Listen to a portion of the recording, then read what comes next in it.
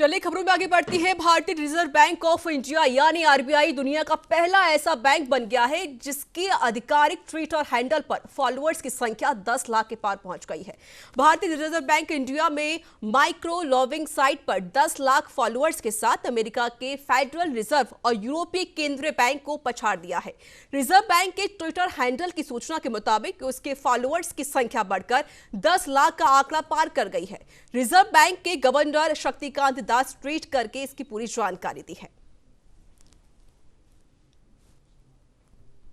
तो RBI governor Shaktikanta Das ने इसकी जानकारी दी। उन्होंने कहा कि आरबीआई ने वर्ल्ड रिकॉर्ड बनाया है। ट्विटर पर 10 लाख फॉलोअर्स वाला दुनिया का पहला बैंक बन गया है आरबीआई। और इसकी पूरी जानकारी आरबीआई गवर्नर शक्तिकांत दास ने दी।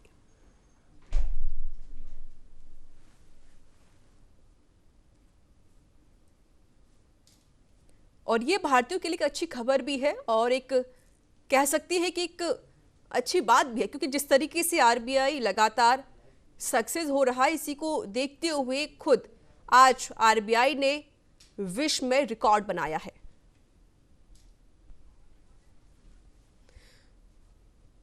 और हमारे साथ जुड़ चुके इस पर अधिक बातचीत करने के लिए अर्थशास्त्री पवन धवन। पवन जी, स्वागत है आपके न्यूज इंडिया में। जी नमस्कार ऋचा जी। जी पवन जी, कह सकते हैं कि भारतीय के लिए एक अच्छी बात है, एक अच्छी खबर भी है कि आरबीआई ने विश्व रिकॉर्ड बनाया है, जहां पर 10 लाख फॉलोअर्स वाला दुनिया का पहला बैंक बन गया है आरबीआई। क्या कहेंगे? देखिए, आरबीआई और सोशल मीडिया जी एक ये दोनों चीजों का एक समन्वय हुआ है और उस समन्वय का ये नतीजा हुआ है कि आरबीआई जो है लार्जेस्ट फॉलोअर बैंक बन गया है। रिजर्व बैंक किसी भी देश के जो वित्तीय संस्थाओं को संभालने के लिए जिम्मेदारी वाला जो बैंक होता है, उसमें रिजर्व बैंक ऑफ इंडिया जो है सर्वोच्च स्तर पे पहुंच गया। उसके मैक्सिमम नंबर ऑफ फॉलोअर्स हैं। उनके फॉलोअर्स का मतलब तो बहुत ज्यादा कुछ नहीं निकलता है, लेकिन एक ये बात जरूर निकल के आती है कि आज की दुनिया में, आज के समय में सोशल मीडिया कितना पावरफुल नेटवर्क है, जिसके जरिए आप अपनी बात तुरंत एक क्षण में स्प्रेड कर सकते हैं, न्यूज को स्प्रेड कर सकते हैं, अपने विचारों को स्प्रेड कर सकते हैं। शायद इसी सोशल मीडिया के प्रभाव को देखते हुए सरकारी संस्थाएं भी, ऑटोनोमस बॉडीज भी और उच्च पद पे आसीन लोग भी सोशल मीडिया का सहारा लगातार लेते रहे हैं और अब और प्रभावी ढंग से ले रहे हैं। जी लेकिन सर, आप एक अर्थशास्त्री हैं और जिस तरीके से आरबीआई के 10 लाख फॉलोअर्स हो गए हैं, देखा गया था कि जिस तरीके से लॉकडाउन की वजह से कोरोना वायरस चल रहा है और भारत की जो अर्थव्यवस्था है वो लगातार खराब होती जा रही थी, जिस तरीके से यहाँ पर फॉलोअर्स बढ़ रहे हैं, उसे आप किस तरीके से देखते हैं? क्या अब जी ना बिल्कुल आपने अब सही बात कही है कि वास्तव में आप देखिए तो रिजर्व बैंक ऑफ इंडिया ने, आरबीआई ने इस अभूतपूर्व त्रासदी जो हुई है कोरोना के रूप में हमारे देश में आई और पूरे विश्व में आई, और जिस ढंग से रिजर्व बैंक ऑफ इंडिया ने इस त्रासदी को हैंडल किया है वो बहुत ही काबिले तारीफ चीज है। उन्होंने ड्यूरिंग द लॉकडाउन जब सारी चीजें स्टैंड स्टिल हुई थी, तब आरबीआई ने ये इंश्योर किया कि किसी भी बैंकिंग सिस्टम में, किसी भी एनबीएफसीज में कहीं पे भी फंड की शॉर्टेज की वजह से किसी का कोई काम ना रुके। जब सारी हिंदुस्तान की सारी जनता लॉकडाउन में थी, पूरा बैंकिंग सिस्टम अपने में काम कर रहा था, बहुत इफेक्टिवली काम कर रहा था। सभी जो भी खातेदार लोग थे उनको अपने बैंक के जो ट्रांजैक्शंस करने थे वो ट्रांजैक्शंस बहुत इफेक्टिवली हो रहे थे।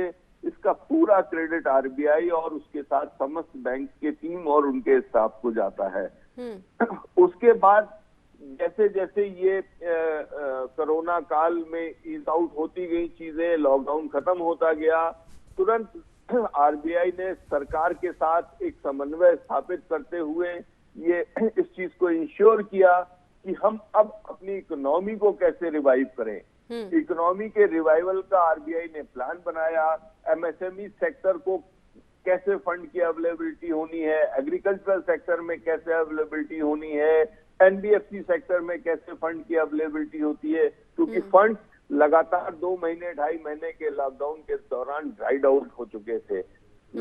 आरबीआई ने 20 लाख करोड़ का सरकार ने जो पैकेज अनाउंस किया था, उसको साथ में लेते हुए लोगों को फंड्स की मुहैया करवाया, फंड्स की अवेलेबिलिटी कराई, और शायद आरबीआई और सरकार के उस प्रोएक्टिव एक्शंस का ये नतीजा है कि बहुत ही फास्ट और स्पीडी रिकवरी हमारे कंट्री के इकोनॉमी ने की है, जहां पर कि अगले 6-8 महीने के अंदर ही हमारी पूरी स्टॉक मार्केट भी रिवाइव हो चुकी है।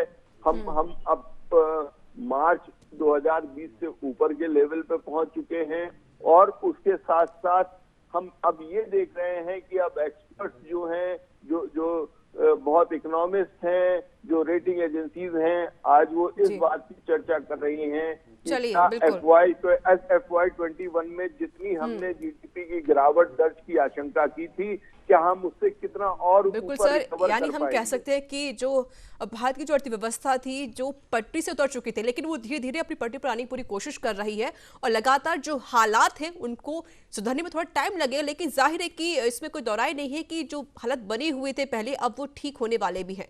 बहुत बहुत शुक्रिया सर, हमसे बातचीत करने के लिए, अपनी बात को साझा करने के लिए।